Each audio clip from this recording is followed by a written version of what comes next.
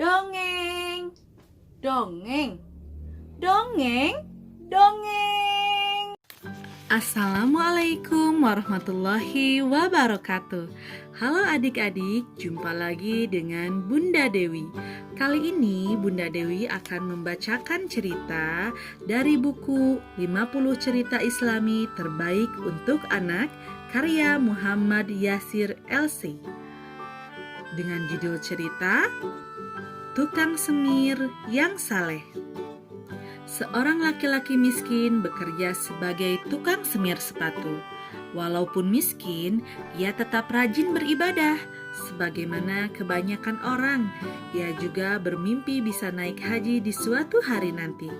Dari hari ke hari, bulan ke bulan, bahkan dari tahun ke tahun, ia menabung upah dari menyemir sepatunya. Uang yang dikumpulkan tidak pernah mencukupi ongkos naik haji yang dibutuhkan. Namun, karena sabar, akhirnya tabungan hajinya pun cukup untuk naik haji. Begitu gembiranya si tukang semir, karena uang tabungannya sudah cukup. Namun, tiba-tiba ia kaget karena tetangganya sakit parah dan butuh uang berobat.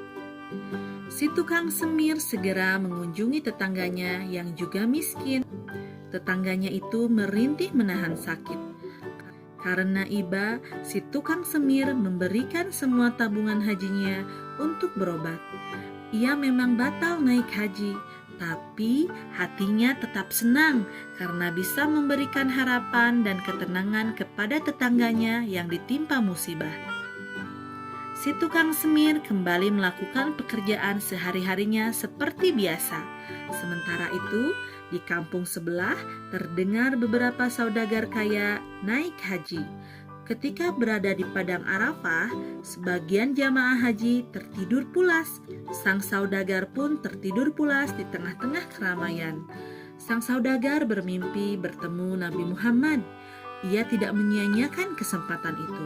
Dalam mimpinya, ia bertanya, "Wahai Nabi Muhammad, siapakah di antara kami yang diterima hajinya oleh Allah tahun ini?" Nabi Muhammad menyebutkan nama si tukang semir sepatu itu. Sang saudagar terkejut.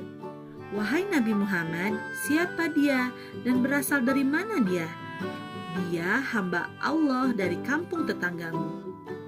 Saudagar tidak percaya, mana mungkin ada seseorang yang naik haji dari kampung itu.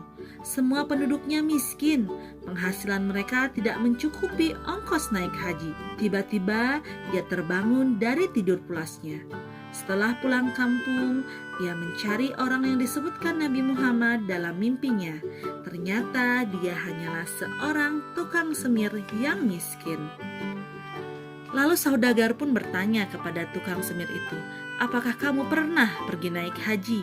Lalu tukang semir itu pun menjawab, "Aku belum pernah pergi naik haji, tetapi barangkali niat, kerja keras, dan tekadku untuk membantu tetanggaku, sehingga Nabi Muhammad menyebutku sebagai seorang haji yang mabrur."